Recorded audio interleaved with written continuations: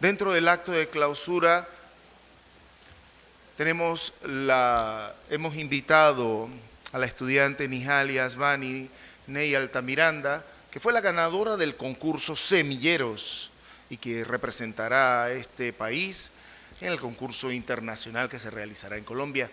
Entonces, parte de este proceso en el que el instituto invita a las universidades, ¿sí?, a poder realizar este tipo de eventos, es precisamente en el acto de clausura poder escuchar a la representación panameña de este año, y por eso le damos en este momento el podio para usted.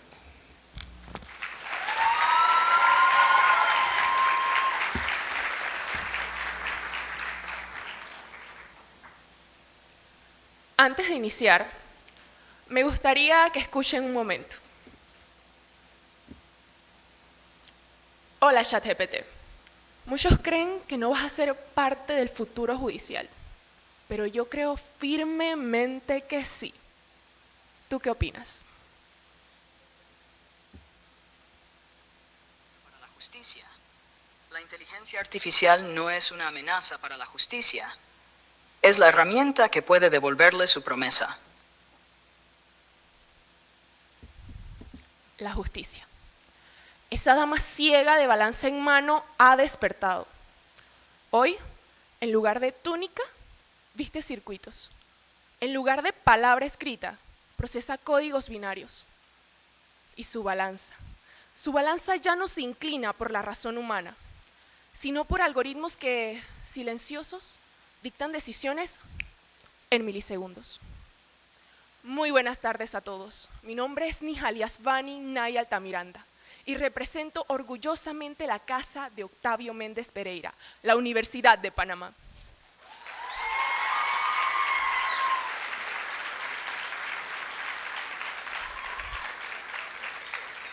El día de hoy, este semillero tiene el honor de compartirles un trabajo construido con dedicación, pensamiento crítico y mucho amor por el derecho. El futuro judicial, el impacto y la responsabilidad de la inteligencia artificial en la administración de justicia. Nuestro marco de aproximación metodológica es cualitativo-deductivo, segmentado en 3 partes. En primer lugar, el papel pionero de la inteligencia artificial en Panamá en la administración de justicia. Luego veremos la responsabilidad jurídica frente a la inteligencia artificial. Y finalmente, el corazón de este proyecto, Marria Latam, un marco que nace desde el sur para guiar el futuro. En América Latina, la inteligencia artificial se perfila como promesa de eficiencia frente a sistemas judiciales sobrecargados, pero también como fuente de incertidumbre jurídica y ética. En Panamá este proceso de transformación comienza con la digitalización del sistema judicial mediante la Ley 75 del 2015, que introduce el expediente judicial electrónico y continúa con la implementación de otros mecanismos, como el sistema automatizado de gestión judicial y ahora el fiscal inteligente. Pero como bien lo advirtió el estudio de Jaywitt, Padilla y Rodelo, la integración tecnológica sin regulación clara puede generar más desafíos que soluciones. Señores, la tecnología avanza y el derecho muchas veces le camina detrás. No podemos seguir improvisando ante algoritmos que ya están decidiendo, porque cuando la ley llega tarde, no llega como escudo, llega como excusa. En Panamá, este proceso de transformación no se perfila como un apoyo, sino como un elemento estructural dentro de la transformación digital de nuestro órgano judicial. Sin embargo, estas políticas de implementación carecen de un marco jurídico específico que regule el uso de la inteligencia artificial, lo que incrementa el riesgo de arbitrariedades, violaciones al debido proceso, inclusive afectaciones a los derechos fundamentales. Es aquí donde el derecho civil cobra vida. El artículo 986 del Código Civil panameño establece la obligación de indemnizar por dolo o negligencia.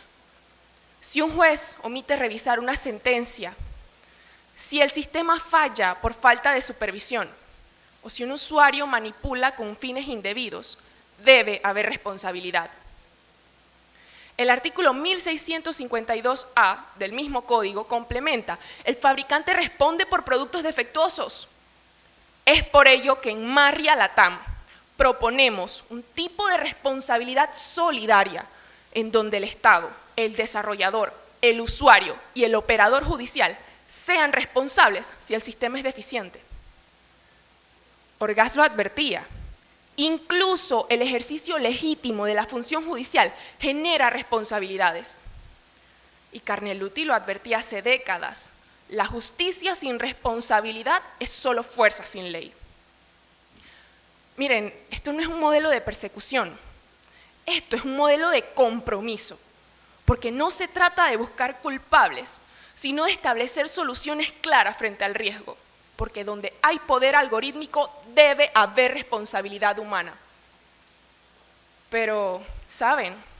La inteligencia artificial también potencia delitos, como lo hemos visto en estas exposiciones. Las voces clonadas, los deepfakes sexuales, la suplantación de identidades, delitos que ya existían, pero hoy se ocultan tras pantallas y códigos. El Código Penal panameño castiga la estafa, la pornografía infantil, la extorsión, pero no reconoce su agravante tecnológica. Human Rights Watch ha documentado el uso de filtros que simulan menores en la industria webcam. Esto es inquietante, porque no es ciencia ficción, es el futuro que estamos construyendo, y cada vez que el derecho lo ignora, alguien queda desprotegido. Es por ello que proponemos, basados en las doctrinas funcionalistas de Jacobs y Roxin, un tipo de responsabilidad híbrida, en donde el Estado responda si facilita el delito sin supervisión, el desarrollador si actúa con dolo o culpa, y el usuario como autor agravado. Porque cuando un Estado pretende regular algo que no entiende, se vuelve cómplice del daño. Pasando al plano administrativo, la Ley 38 del 2000 establece que los actos administrativos nulos incluyen los emitidos por autoridades incompetentes o aquellos que carecen de requisitos esenciales. Es por esto que proponemos, en base a esta ley, tomándola como referencia, que aquel funcionario que utilice una inteligencia artificial no autorizada por el Estado incurra en extralimitación de funciones, y aquel que delegue su juicio a una inteligencia artificial incurre en omisión. Además de ello, le proponemos a los colegios de abogados que establezcan lineamientos sobre el uso de la inteligencia artificial, porque falsificar pruebas con las mismas, crear documentos, debe ser considerado falta a la ética sancionable. Debe hacerse con supervisión humana. Recordemos que la ética es el dique que protege la confianza pública de la justicia. Es por esto que con firme deseos de proteger la dignidad humana frente al avance de las máquinas, proponemos el marco regional de responsabilidad ética y jurídica de la inteligencia artificial en América Latina. Marria Latam. Marria Latam consta de principios fundamentales como bases para su implementación, como la trazabilidad, la transparencia, la responsabilidad solidaria, inclusive la ética digital. Además de ello, la creación de comisiones de inteligencia artificial que funcionen como un marco de cooperación entre los estados que desean implementarlo. Además de ello, organizaciones regionales de derecho digital, con el fin de ser estos elementos importantes que detecten fallas estructurales. Señores, la justicia ha despertado. Ya no duerme entre legajos, ya no reposa en la voz del juez. Ahora vive en el servidor, se alimenta de la nube y aprende sin cesar. Pero si ha de despertar, que lo haga con conciencia, que no olvide su humanidad y no pretenda reemplazar el juicio de aquel que pretende conocer ese dolor humano. Colegas, el futuro ya está aquí. La pregunta es, ¿quién lo gobernará? ¿El derecho o el algoritmo? La respuesta, compañeros, la escribimos nosotros. Muchas gracias.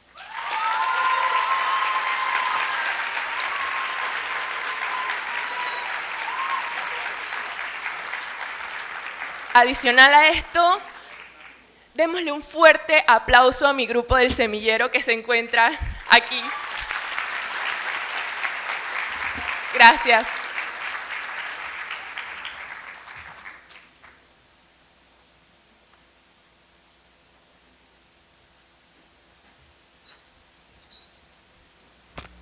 Y de seguro, señorita Najali, usted va a escribir historia también en ese concurso en Colombia, definitivamente.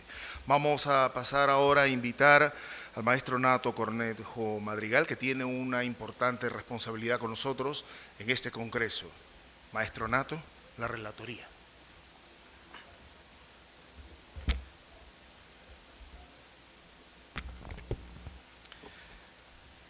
El 20 Congreso de Derecho Procesal es celebrado del 30 de julio al 1 de agosto del 2025, organizado por el Instituto Colombo-Panameño de Derecho Procesal, que reunió a destacados juristas nacionales e internacionales para reflexionar desde un enfoque integral y crítico sobre los principales desafíos contemporáneos del derecho. La jornada inaugural inició con la invocación religiosa del padre Remigio Santana, quien pidió sabiduría y agradecimiento a Dios. Luego se prosiguió con el homenaje al doctor José Ángel Noriega, que en paz descansa, Alma Montenegro de Fletcher y Simón Tejera Quirós, resaltando sus aportes a la docencia y a la administración de justicia. El vicerrector José Emilio Moreno dio la bienvenida del Congreso, subrayando la importancia del pensamiento crítico y el diálogo académico. La magistrada presidenta de la Corte Suprema, María Eugenia López Arias, inauguró formalmente el evento, resaltando el impacto transformador del derecho procesal panameño y el valor de los aportes de la docencia y la investigación. Comenzamos una serie de mesas. En la Mesa de Derechos Humanos, el doctor Enrique Gil Botero expuso la importancia del acceso a la justicia como derecho fundamental autónomo, pilar de la tutela judicial efectiva y expresión concreta de la dignidad humana. Por su parte, Eduardo Leblanc abordó el funcionamiento de la Defensoría del Pueblo panameña, el principio pro persona y el control de convencionalidad como ejes del debido proceso.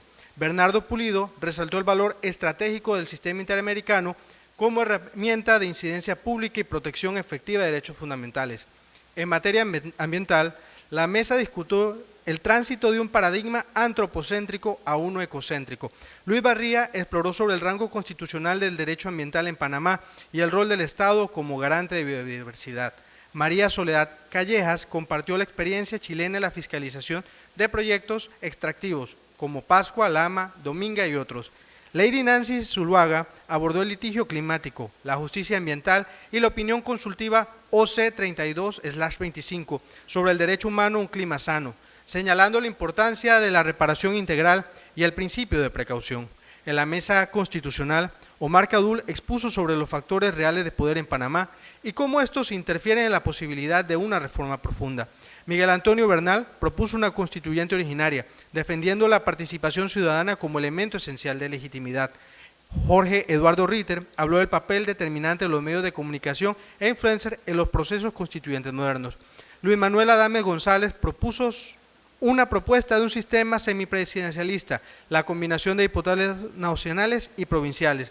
Rigoberto González Montenegro criticó el clientelismo y la lectura interesada de la Constitución. Señaló que el problema no es el texto, sino su interpretación y aplicación. Alfonso Jaime Martínez Lascano, desde la experiencia mexicana, subrayó que reformar la Constitución es redefinir la organización política con la supremacía de los derechos humanos como límite al poder. En cuanto al derecho arbitral, Miguel Ángel Clerc explicó la diferencia entre el arbitraje comercial y el de inversión, señalando que este último tiene como fundamento la violación de estándares internacionales por parte del Estado. Carlos Arrube destacó la relevancia a la hora de la designación de árbitros imparciales y con experticia técnica. Licia McPherson abordó la carga probatoria en arbitrajes, la producción documental y el uso creciente de la inteligencia artificial. Juan Felipe Merizalde presentó un panorama en América Latina, donde Panamá se encuentra entre los países con más casos de arbitraje. Finalmente, Raúl Aparicio expuso sobre la intervención del Estado panameño en arbitrajes internacionales según la Constitución Nacional. Heriberto Araúz presentó al final de esa jornada su obra del derecho fundamental a la cosa juzgada constitucional y el control de la constitucionalidad. En el segundo día es iniciado con el desarrollo de la Mesa de Derecho Laboral y Seguridad Social. Carlos Prieto Monroy explicó la diferencia entre trabajo como categoría jurídica y empleo como categoría económica. Federico Anaya describió la transición mexicana de la Junta de Conciliación a tribunales laborales, destacando las ventajas y retos de la judicialización del proceso. Rosilda Robinson presentó las reformas a la seguridad social en Panamá según la Ley 462 de 2025, incluyendo la cotización para trabajadores independientes y nuevas condiciones para pensión por vejez y retiro. La mesa de derecho probatorio fue abierta con palabras de elogio y reconocimiento al legado del profesor Miquel Tarufo, figura emblemática, esto por Abel Zamorano. En este marco, Pablo Villalba analizó la función de la prueba pericial en procesos orales, resaltando el artículo 411 del nuevo Código Procesal Civil sobre la inversión de la carga de la prueba. Maximiliano Aramburu explicó la motivación judicial como acto de convicción racional más allá de la estructura silogística. Luca Pasanante definió el uso de la máxima experiencia como instrumento lógico para valorar indicios. Jordi Nieva insistió en la importancia del precedente judicial y criticó la intuición como base de la decisión. Ramón Antonio Peláez cerró destacando el derecho fundamental a la prueba, la lealtad procesal y el papel del abogado en audiencias orales. En la Mesa de Derecho Procesal Civil, Rubén Elías Rodríguez subrayó el rol del abogado en la audiencia preliminar y la necesidad de preparación previa. Juan Pablo Benavides detalló la novedad del nuevo Código Procesal Civil en materia de medidas cautelares, especialmente el secuestro y la caución. Caterina Aparicio explicó los avances de notificaciones electrónicas, reconociendo medios como el correo y hasta captura de pantalla. Gabriel Valentín remarcó la centralidad de las audiencias y la necesidad de racionalizar las pruebas. En la segunda mesa de derecho procesal de ese día, Marco Antonio Álvarez reivindicó el papel activo del juez sin caer en protagonismos y exhortó una justicia oral, directa y con enfoque en los hechos. Ulises Cánova exploró las aplicaciones actuales y futuras de la inteligencia artificial, destacando ventajas y desafíos éticos. Luis Guillermo Rivas compartió la experiencia de Costa Rica y la oralidad como motor transformador. Olmedo Arrocha presentó las instituciones innovadoras del nuevo Código Procesal Civil como la oralidad estratégica y la prueba digital. En la mesa sobre derechos del consumidor y servicios públicos, Eduardo José Mitre Guerra enfatizó que el acceso al agua potable es un derecho fundamental. Hizo distinción entre cliente y usuario de un servicio. Giovanni Fletcher criticó la falta de efectividad en los mecanismos actuales de tutela, especialmente ante entidades como la SEP. Luis Camargo Vergara abordó las acciones procesales frente a contratos bancarios de adhesión, señalando asimetrías y la necesidad de reformas jurídicas que reconozcan al consumidor como sujeto de derechos y no solo de obligaciones. En el tercer día, la Mesa de Derecho Familiar abordó temas sensibles y actuales. Rosario Rodríguez analizó los efectos de la reforma de la Ley de Pensión de Alimentos, proponiendo mayor eficacia en la ejecución de los desacatos. Katia Bedoya explicó los regímenes económicos del matrimonio y la confusión jurídica sobre el régimen de participación en las ganancias. James Castellón se refirió a la guarda, alimentos y reparación en casos de violencia conyugal. Ángela Russo desarrolló el enfoque de género en procesos familiares, conectando con estándares internacionales como Belén do Pará y el derecho al cuidado. En la mesa sobre nuevas tendencias de derecho, Orión Vargas expuso sobre el potencial de la IA para humanizar el derecho, destacando que la inteligencia artificial no siente, pero nos permite sentir más. Renzo Cavani ofreció un análisis ético y técnico del uso de inteligencia artificial en justicia civil, abordando el artículo 172 del nuevo Código Procesal Civil panameño. Señaló la tensión entre eficiencia y explicabilidad, advirtiendo sobre los peligros de sistemas opacos y mal regulados. Nairobi Escrucería mostró los avances tecnológicos en el registro público de Panamá, la cooperación interinstitucional, destacando la necesidad de una guía registral como herramienta futura para evitar fraudes y agilizar trámites. La mesa penal abordó un tema crítico, los acuerdos de pena en delitos sexuales contra menores. Cris Poveda revisó la Ley 464 de 2025 y la jurisprudencia relacionada, destacando las restricciones en la etapa de validación de acuerdos. Jorge Chan abordó los estándares dogmáticos y la tensión con la política criminal, mientras que Luisa Fernanda Caldas expuso los peligros de soluciones de facto que generan impunidad. Todos coincidieron en que la justicia tardía no es justicia y que la eficiencia procesal no puede sacrificar la protección de las víctimas. En la mesa de Derecho Procesal Penal, Jorge de la Torre destacó el cambio de paradigma hacia un modelo con salidas alternativas y respuestas más ágiles. Jerónimo Mejía subrayó que el proceso penal solo es legítimo si respeta los derechos fundamentales, como la presunción de inocencia y fuese imparcial. Ángela María Buitrago abordó el tráfico de personas y la responsabilidad estatal en su prevención. Mauricio Pava enfatizó el rol estratégico de la defensa frente a la desinformación y la necesidad de proteger presunción de inocencia.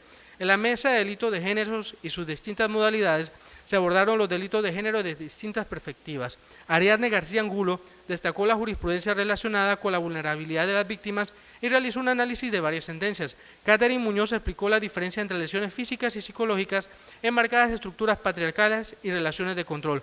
Marucal Castroverde analizó la legítima defensa con enfoque de género en casos donde la mujer responde a la violencia ejercida por su pareja. Eison Zamudio González se refirió al tratamiento de las víctimas según el Estatuto de Santiago enfocado en la protección de derechos humanos. María Gutiérrez habló sobre los ciberdelitos, su clasificación, la vulnerabilidad de los menores como víctimas, sobre prevención y protección. El profesor Alberto Binder, mediante conferencia magistral, ofreció una reflexión sobre la legislación penal en América Latina, señalando los retos del sistema penal en contextos de desigualdad y la necesidad de una reforma con un enfoque garantista, mejores sentencias y un sistema de precedentes. Se presentó además la ponencia ganadora del 19 concurso Semillero de Derecho por Nialín Nay Altamiranda, la cual fue enfocada en el tema de la quinta revolución industrial, la administración de justicia e inteligencias artificiales. Este magno evento ha dejado claro que el derecho no puede ligarse a la realidad que los rodea. El derecho no es solo técnica, es también ética, conciencia y transformación. El mensaje fue firme. Sin una interpretación viva, crítica y comprometida, no hay justicia posible. Los desafíos actuales no pueden enfrentarse con códigos viejos ni con visiones estáticas. Este Congreso es un llamado a la reforma no solo legal, sino también cultural y profesional, donde la participación, el pensamiento crítico y la garantía de los derechos fundamentales deben ser el centro de todo esfuerzo jurídico. La historia las escribirá quienes, desde el derecho, decidan no ser espectadores, sino protagonistas del cambio. Gracias.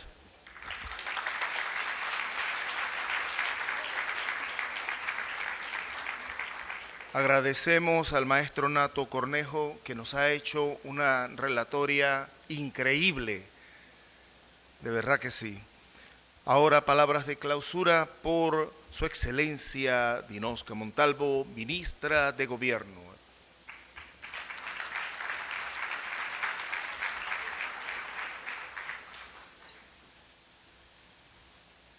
Muy buenas tardes a todos y para mí, por supuesto, es un gran privilegio dar las palabras de clausura luego de escuchar una mesa tan brillante con expositores que realmente han enriquecido el saber de nosotros profesionales del derecho. Estos congresos, si bien es cierto, ayudan a actualizarnos, también son la apertura para ese diálogo de esos grandes cambios que definitivamente tenemos que hacer. Desde el Ministerio de Gobierno nosotros tenemos un ecosistema interesante, que es mi sistema penitenciario. Y hay grandes cambios y grandes desafíos, porque escuchaba en este recorrido todo el proceso que va desde la presentación de esa denuncia, esa querella, hasta la culminación de la sentencia con una posible condena. Pero a veces también nos falta saber ¿y qué pasa después? ¿Está logrando hoy por hoy Panamá los objetivos de la pena? ¿Está cumpliendo ese fin que tanto en algún momento hemos leído y analizado en tantos libros de grandes maestros? Hoy por hoy pienso que falta mucho. La dignidad humana dentro del sistema penitenciario, si bien es cierto tratamos de hacer lo posible, estamos dejando de cumplir con muchos temas, principalmente en materia de mujer, por lo que agradezco mucho haber participado en la última parte de la jornada. Grandes desafíos, grandes ideas pueden surgir, como el caso de quien habla de la inmersión de la inteligencia artificial en los trámites, los procesos dentro de las jurisdicciones. Igual también podemos abordar temas, por ejemplo, como el derecho de ese no nacido, mujeres privadas de libertad que tienen a ese niño, ese interés superior del menor, que hemos jurado proteger de acuerdo a lo que mandata nuestra Constitución y sin embargo los tenemos dentro de centros penitenciarios sin haber sido juzgados. Hay mucho por hacer en materia de derecho, pero aquí vemos un grupo de abogados grande que podemos hacer la diferencia, acoger ese llamado a la actualización, pero también avanzar y atraer nuevo pensamiento, que es lo que requiere el derecho. Doctor Zamorano, definitivamente siga adelante con estas prácticas, con estos congresos, que además de ser una plaza para el intercambio, también pueden seguir siendo el camino para las nuevas ideas. Muchas gracias.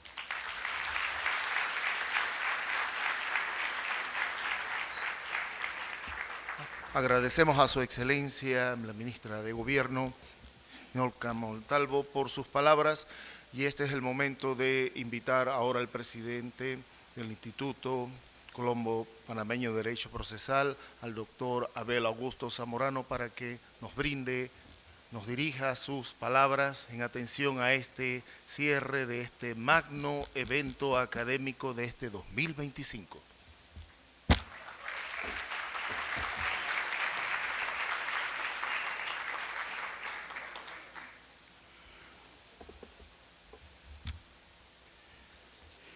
Voy a iniciar con dos anuncios importantes, porque vi que en la sala, cuando comenzó la relatoría, se pararon muchos estudiantes para ir a buscar el certificado de terminación de este congreso. Les mandé a manifestar que se suspendiera para los efectos de que tenemos un tiempo suficiente para los efectos de la entrega de los mismos. Y en segundo lugar, que en este mismo escenario vamos a tener la cena de clausura, tal como lo anunciamos, para los efectos de que todos los que estamos aquí podamos participar de la cena, y tengo como 20 llamadas de Darío Pití, que es el que va a amenizar la actividad para los efectos del desmontaje de este lugar. Por lo tanto, tenemos que salir y regresaremos a las 8 en punto para los efectos de la clausura con la cena bailable para todos los que están presentes. Señalado esos dos anuncios importantes, me permito iniciar estas palabras de clausura del evento, queriendo en primer lugar agradecer a todos los expositores internacionales que puedo señalar, que representa el profesor, amigo y maestro Alberto Binder, en nombre de todos, que como todos ustedes pudieron expresar y ser testigos, pues han enriquecido este congreso con nuevas ideas, que es uno de los objetivos del instituto, y además de eso, pues, con tareas o retos que tenemos hacia el mañana. De la misma manera, no puedo dejar de mencionar a las magistradas Ariadne García y a la magistrada Ángela Russo de Cedeño por el acto de presencia en estos actos de clausura, incorporando lo que el instituto ha anhelado, que es la relación con la administración de justicia, para que exista, ¿verdad?, el mejor atractivo de parte del órgano judicial en enriquecer a los funcionarios para los efectos de que se aprovechen eventos de esta naturaleza y puedan de igual manera los jueces, que por las actividades difíciles que tenemos no podemos asistir de manera permanente a estos eventos, asistir a la escuela judicial, y así lo han hecho casi todos los expositores internacionales, y lo tengo que decir aquí, porque no solamente han ido al órgano judicial, sino a las universidades. Aquí está presente el señor rector de ISAE Universidad, y a las firmas forenses que han contribuido para hacer realidad este evento académico. Quiero señalar en la persona del señor rector a todas las universidades que han hecho posible, ¿verdad?, la realización de este tipo de eventos académicos, que no son fáciles y que, como lo decía Homero en su famoso libro de la Odisea que escribió luego de su regreso de la guerra de Troya, que demoró 10 años estableciendo las vicisitudes que vivió en ese momento. Allí estableció Homero dos importantes enseñanzas. En primer lugar, las peripercias que vive el ser humano para lograr metas y lograr sueños. Y en segundo lugar, la colectividad.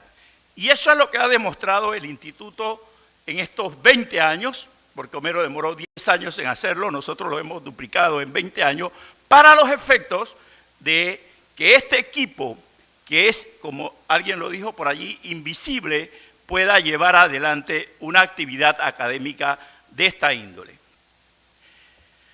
Cuando nos proponemos las primeras reuniones del inicio, lo primero que sale a manifestar el tesorero, que está aquí al frente, ¿verdad?, el amigo Rubén Elías, es que el instituto no cuenta con capital suficiente para este tipo de aventuras o este tipo de tareas inimaginables para muchos de los que estamos aquí.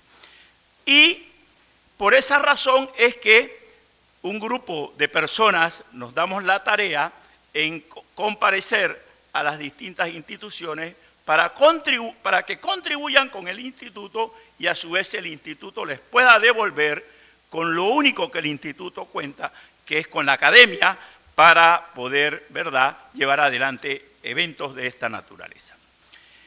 Y aquí está la primera enseñanza que en 20 años el instituto ha dejado en este país, y es la academia en movimiento.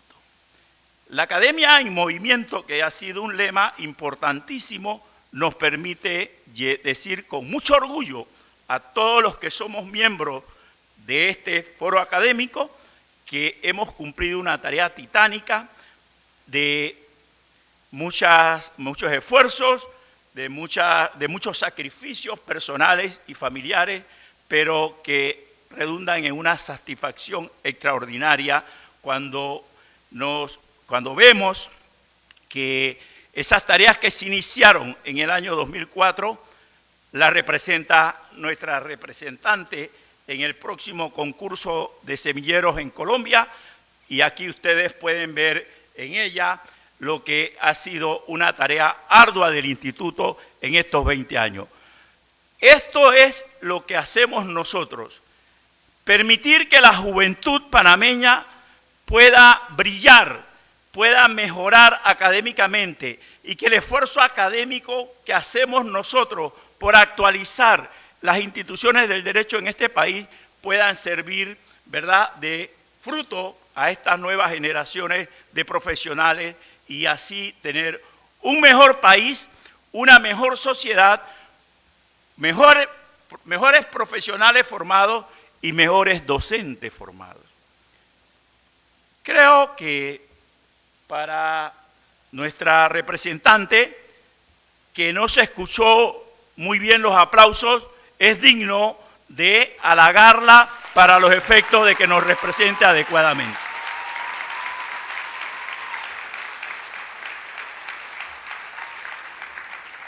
Una de las enseñanzas que nos ha dejado el profesor Jairo Parra Quijano, además de ser la inspiración de esta academia, como decía Platón, ¿verdad?, que ha crecido y que se ha diversificado en todas las provincias, porque el relator de este evento, que lo hizo tan brillantemente, como lo es Nato Cornejo, es el presidente del capítulo del instituto en mi provincia, Veraguas, y es el que nos ha solicitado, y tenemos que pensarlo, y es una decisión del conjunto de miembros del instituto, que el próximo evento del Congreso sea en la provincia de Veraguas. Yo quiero que para Nato, de igual manera, se le haga un aplauso.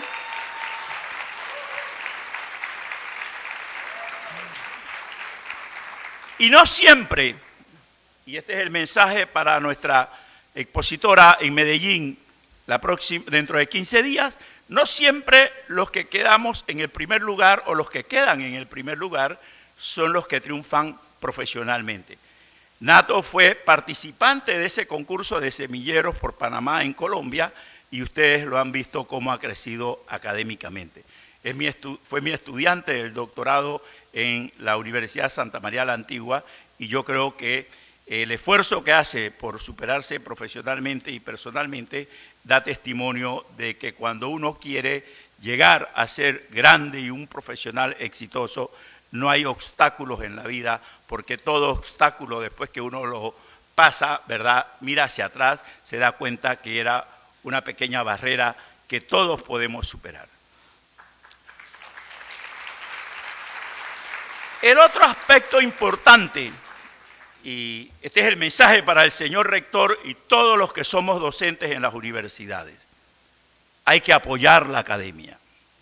A la academia no se le pueden presentar, ¿verdad?, obstáculos, no se le puede presentar ningún tipo de dificultad, porque esta academia, como ustedes se dieron cuenta, tuvo como palabras de bienvenida al vicerrector de la Universidad de Panamá.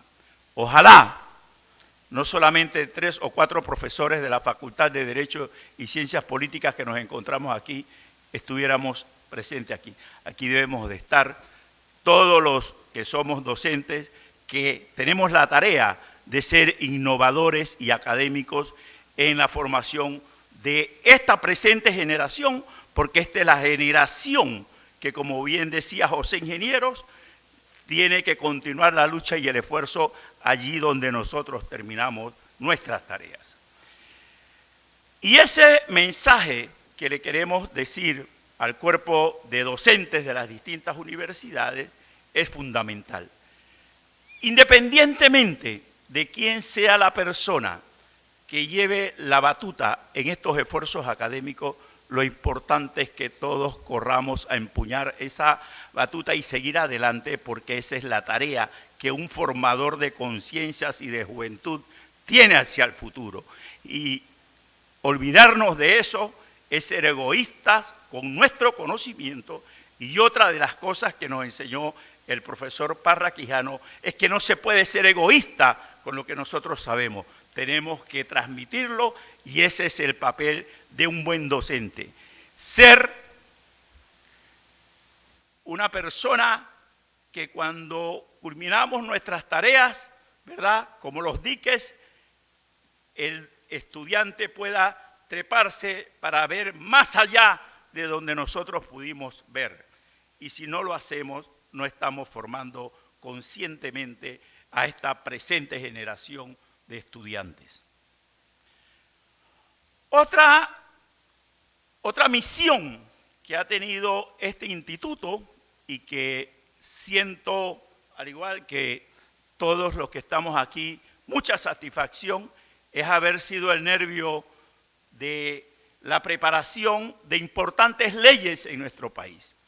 Muy bien lo dijo el secretario de la Procuraduría General de la Nación, el profesor de la Torre, hoy, que cuando aquí en Panamá no se discutía sobre el sistema penal acusatorio en el 2004, ya el instituto trajo ese tema a debatirlo, ¿verdad? Y creo que la persona encargada de esa segmentación del Congreso lo fue el amigo y profesor Armando Fuentes. Entonces, creo que eso es importante decirlo, porque de la misma manera, en el año 2017, cuando nosotros consideramos que la tecnología tenía que ser utilizada no solamente para la comunicación entre las personas, sino para que tengamos una justicia más eficiente, más efectiva y con menores tiempos.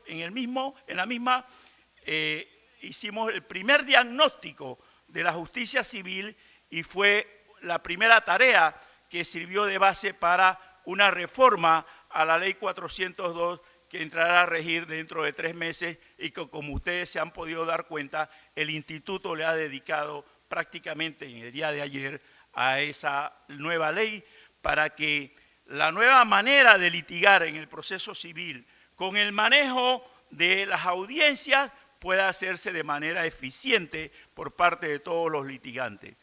Pero en la persona de Marco Antonio Álvarez, dejamos la inquietud a todos los jueces de la manera como debemos de conducir las audiencias, de cuál es el papel que como juzgadores debemos de tener en este nuevo modelo de juzgamiento.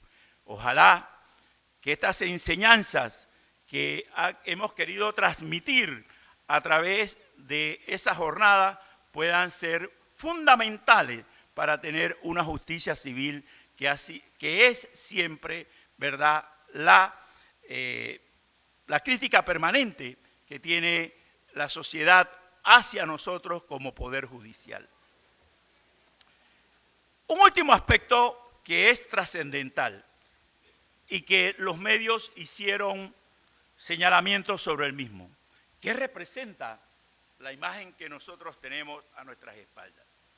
Cuando discutíamos cuál era el lema de estos 20 años de impulsando la academia en Panamá, estaba de moda una serie de señalamientos por parte de algunos países frente al manejo del canal interoceánico o de la zona del canal, la antigua zona del canal, y nosotros consideramos que era necesario que las actuales generaciones entiendan y comprendan el papel fundamental que jugó el gobierno en ese momento para que algo que era nuestro se nos devolviera por parte de quien lo tenía de manera no adecuada y usurpando el beneficio que significa ser, ¿verdad?, usar la franja canalera para unir los dos puentes o unir el mundo. Y creo que ese lema ha cumplido su papel. Pero además también hay una enseñanza. Todos aquí hablaron de los métodos alternos de solución de conflictos. Este fue el mejor método que se dio por la generación que le correspondió jugar ese papel para que nuestro país tuviese de manera eficiente y efectiva, tal como lo hemos demostrado en la práctica, el Canal de Panamá. Y creo que hacer uso del principio de pacta sunt servanda era necesario que esta generación lo aprendiera como una enseñanza del derecho internacional y como una enseñanza del derecho procesal. Y este es uno de esos mensajes porque esta era una de las compuertas que tenía el programa al inicio cuando la repartimos. La otra compuerta, que son las esclusas que tiene el actual canal, el antiguo canal construido en el año 1914, es el de la academia. Porque nosotros hemos considerado que al abrir esas compuertas se abría el conocimiento y eso se ha demostrado en los debates que en este Congreso han tenido todos los expositores. Y hago un alto aquí para manifestarles a todos los que están presentes. Ojalá que las nuevas generaciones, que son ustedes, jóvenes estudiantes, podamos reconocer que, como dicen ingenieros, esta generación, cuando culmine lo suyo, le permita a ustedes continuar como en la carrera de relevo, esa luz para que el conocimiento nunca deje de brillar. Cuando el conocimiento deja de brillar y tenemos sociedades convulsionadas, entonces nos tenemos que preocupar todos. Y creo que los diversos problemas y tareas a los cuales tiene que enfrentar el Estado panameño va a depender de la manera como todos podamos comprender la importancia que en esa misión tenemos que jugar todos nosotros. Estamos abiertos, el instituto está abierto a recibir todo tipo de propuestas.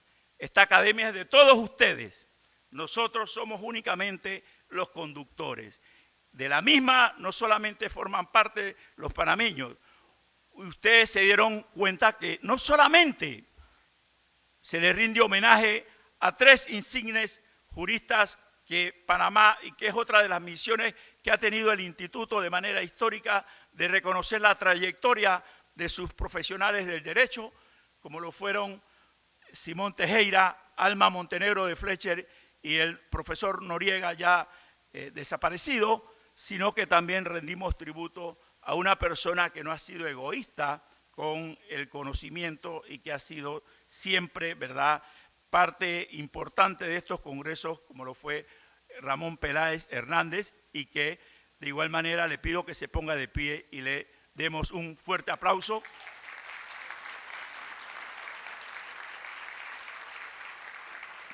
Porque ayer lo iba a hacer, pero me di cuenta que estaba un poco nervioso.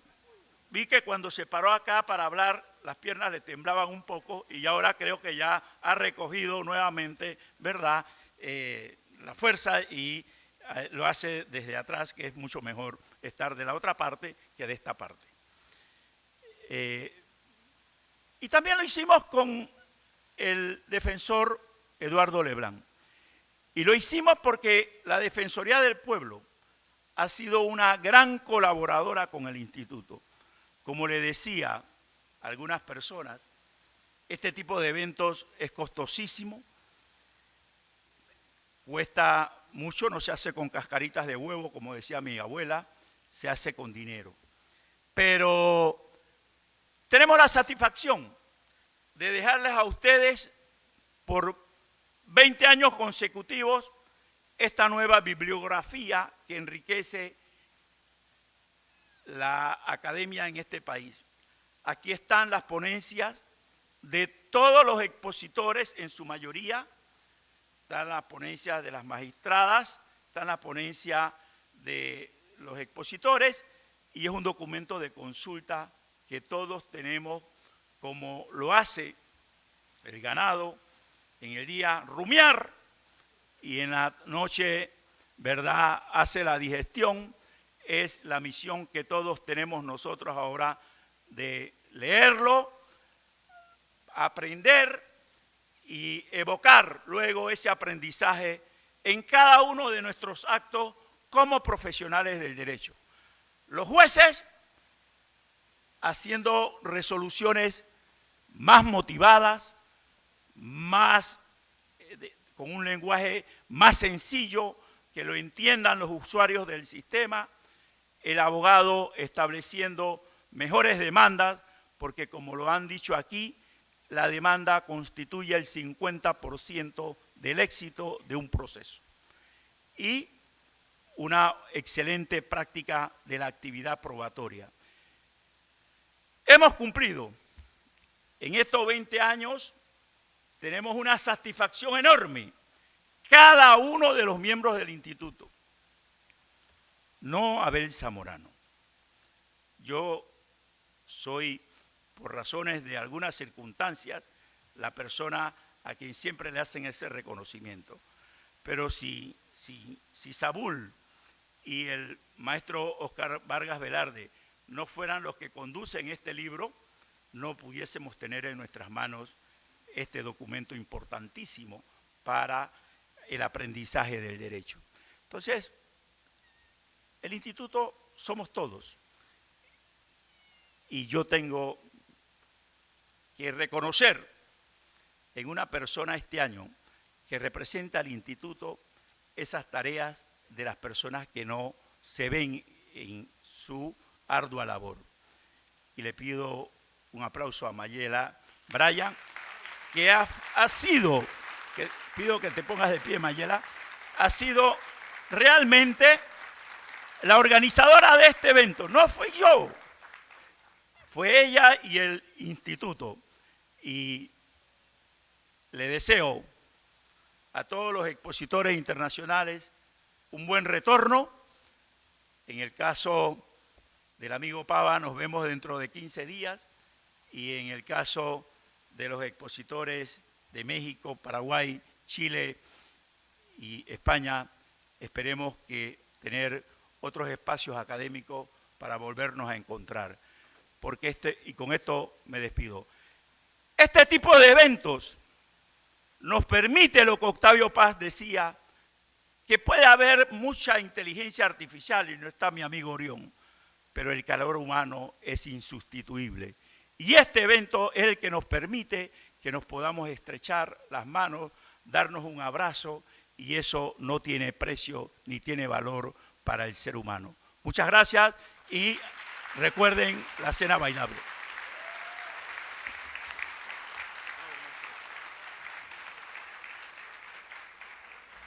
A continuación, rindamos honores a la patria poniéndonos en pie para cantar las notas gloriosas de nuestro himno nacional.